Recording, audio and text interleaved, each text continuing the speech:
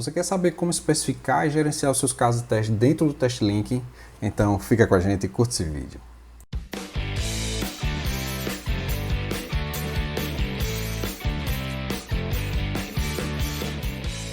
Fala pessoal, talvez a parte mais difícil do processo de execução de teste é definir quantos casos de teste eu vou precisar para cada um dos requisitos que eu estou manipulando. Essa pergunta eu não vou responder nesse vídeo, né? O objetivo desse vídeo hoje é só mostrar como cada caso de teste pode ser gerenciado dentro do TestLink. Mas se você tiver dúvidas em relação a isso, depois coloca aí nos comentários. Eu vou tentar fazer depois um outro vídeo, né, só para mostrar como que a gente projeta esses casos de teste utilizando algumas técnicas. Mas hoje vou mostrar dentro do TestLink como é que a gente gerencia os casos de teste que a gente projetou, que a gente identificou para os requisitos do sistema que a gente está testando, né, e querendo melhorar a qualidade. Então vamos lá. Então vamos começar aqui logando na ferramenta, né, para que a gente possa especificar os casos de testes. Então a ideia aqui, a gente já viu que no primeiro grupo de funcionalidades que a gente explicou no primeiro vídeo, eu tenho que especificar os meus requisitos ou importar os requisitos de alguma ferramenta de gestão de requisitos, porque cada caso de teste ele vai estar ligado a um desses requisitos. Então aqui clicando na seção de especificação de requisitos, veja que ele tem uma tela bem parecida com a especificação de requisitos, né? Então eu tenho uma seção de filtros e aqui o projeto que eu estou trabalhando. Lembrar que eu sempre tenho que selecionar aqui qual é o projeto que eu estou trabalhando no momento. Aqui eu já tenho alguns casos de teste que foram gerados automaticamente e agora esses casos de teste eles são agrupados em suítes. Então aqui eu tenho a primeira suíte de teste, que é a suíte manter autor, e eu tenho a segunda suíte de teste aqui, que é a manter livro, né? Veja que ele fica com o texto aqui gerado automaticamente, né? Mas isso aqui eu posso editar essa suíte de teste. Então veja que aqui eu posso editar. Então, por exemplo, para tirar esse texto aqui que foi gerado automaticamente. Então, alterei a suíte de teste, né? Então aqui também está com os 4 casos de teste que foram gerados automaticamente. A segunda suíte aqui, manter livro, tem mais 6 casos de teste que foram gerados automaticamente. Então esses casos de teste eles podem ser gerados automaticamente. Vou mostrar aqui como que eu fiz no primeiro vídeo, né? Então, dado que eu estou aqui especificando requisitos, para cada um desses casos de uso aqui que eu estou agrupando requisitos, eu posso vir aqui e criar casos de teste. Então, se eu marcar aqui novamente e mandar gerar mais 2 casos de teste para cada um, então além daqueles que ele está criado, ele vai criar mais 6 casos de teste automáticos, né? Então vamos fazer isso aqui só para a gente ver que isso aqui funciona. Então cada vez que eu for gerando, ele vai criando novos casos de teste. Então aqui eu vou começar, volto aqui para a especificação dos meus casos de teste e vejo que aqui ó, ele gerou mais casos de teste além daqueles que eu já tinha criado, né? Isso aqui eu também posso estar selecionando, né? E removendo esses casos de teste caso não vá utilizar, né? Então aqui eu só ia utilizar o 5, 6, 7, 8, 9, 10, então a partir do 11, então eu posso vir aqui e apagar esse caso de teste. Certo? Então aquilo que eu não estiver utilizando, eu posso vir apagando. Mas aí o que importa para a gente agora é a gente aprender a mexer e especificar esses casos de teste, né? Então o primeiro passo é eu editar esse caso de teste, porque todo caso de teste ele não pode ficar com caso de teste inserir livro 1 e inserir livro 2. Eu tenho que dizer claramente o que é que ele faz esse caso de teste, essa é uma boa prática, né? Então eu posso dizer aqui que o objetivo é inserir um livro válido. Veja que aqui ele já está referenciando que esse caso de teste está associado ao requisito. Aqui ele está dizendo que está em estado de rascunho, né? Então aqui eu posso dizer que ele já está um caso de teste futuro. Qual é a prioridade desse caso de teste? Isso aqui vai interferir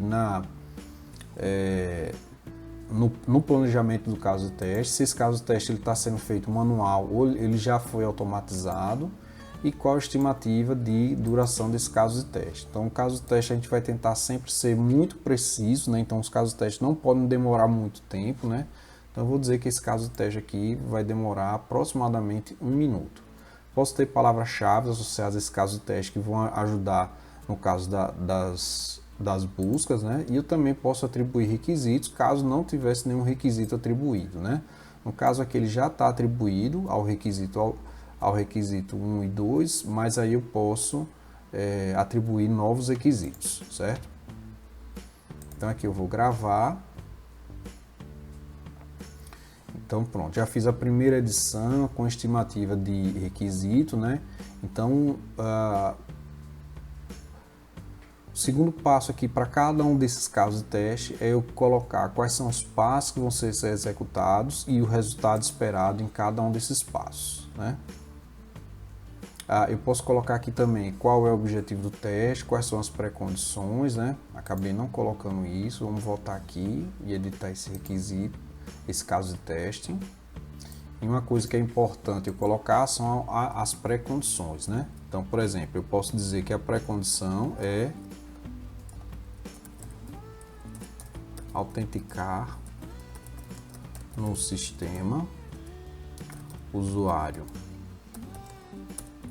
dósia, senha 1, 2, 3, 4, acessar.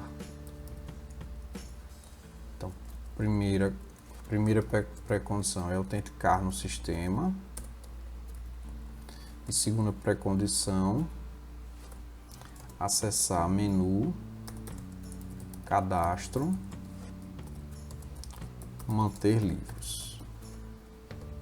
Manter livros e aqui é novo livro. Então eu colocar qual é o conjunto de passos que precisam ser executados aí, né, para que eu possa inserir um livro válido. Então essas são as minhas pré-condições para que eu possa executar esse caso de teste. Então agora eu vou para os meus passos, né? Então o meu primeiro passo é digitar dados. Então, por exemplo, nome, livro, engenharia de software. Data de publicação 01/01/1990.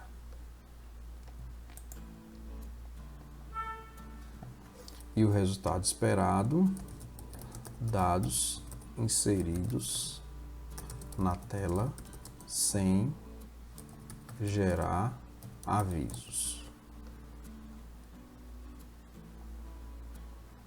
Então aqui eu vou gravar, primeiro passo. O segundo passo é pressionar o botão gravar. Resultado esperado, sistema envia mensagem, dados gravados com sucesso. Gravar. Então pronto. Então esse caso de teste, que é inserir dados válidos, ele tem dois passos, né? As duas execuções de passos são manuais, né? E aí eu defino quais são os dados de entrada, qual é o resultado esperado para cada um desses passos, certo? Então aqui já coloquei os passos e aqui está especificado o meu primeiro caso de teste. Então, como para cada uma das funcionalidades eu tenho um caso de teste válido e inválido, né? Então esse conjunto de passos ele tem que estar muito associado ao que está escrito no caso de uso. Então, se você tem um caso de uso especificado, então esse conjunto de passos ele é derivado quase que automaticamente, né, pelos passos do caso de uso. E aqui eu vou para o segundo, inserir livro. Eu vou editar aqui esse caso de teste, porque eu não posso ficar com o caso de teste inserir livro 1, inserir livro 2, inserir livro inválido. Então aqui eu não estou especificando qual é o dado que é inválido, né, mas eu também já coloco as pré-condições, né? Então autenticar no sistema, usuário, dósia, senha, 1, 2, 3, 4 e 2, acessar menu, cadastro, manter livro, novo livro.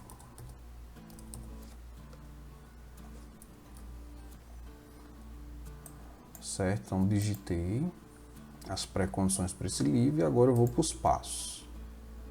Então o primeiro passo é digitar dados, nome, qualidade de software, data de publicação,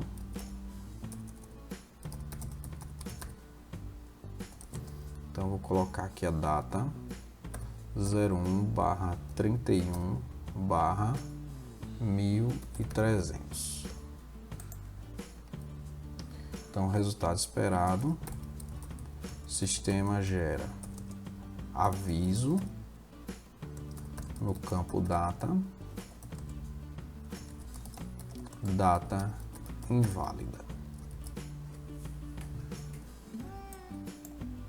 Certo? Então aqui ele só tem esse passo e aí não vai executar mais passo nenhum, já que o resultado inválido é gerar esse warning, né, esse aviso aqui do data inválida. Então gravar e sair. Pronto, então fiz aqui os dois primeiros casos de teste, né, do inserir livro válido e inserir livro válido, né? Então esse é a forma da gente começar a especificar os casos de teste, né? Então já colocando quais são os dados que vão ser colocados como entrada e sempre deixar bem claro qual é o resultado esperado. Então espero que você tenha conseguido especificar os casos de teste no TestLink, né? Viu que é uma forma bem simples, né? Então fica muito fácil quando você tem um caso de uso associado. Então é olhar o caso de uso e especificar os passos do teste. Veja que no teste eu já estou colocando quais são os dados, né? Porque os dados são importantes para eu garantir que realmente a entrada vai ser válida ou a entrada vai ser inválida, né? Então eu já coloco quais são os dados e qual é o erro que vai ser gerado de acordo com a dada entrada, né? Então isso é importante para ficar bem claro para o testador que vai executar, e se outro testador executar aquele mesmo teste, o resultado vai ser sempre o mesmo. Então a gente vai continuar falando do TestLink, né? Então a gente vai começar a falar como projetar um plano de teste, como executar um plano de teste, como tirar relatórios a partir de um plano de teste. Então não deixe de acompanhar os próximos vídeos. Grande abraço, fique com Deus, tchau, tchau.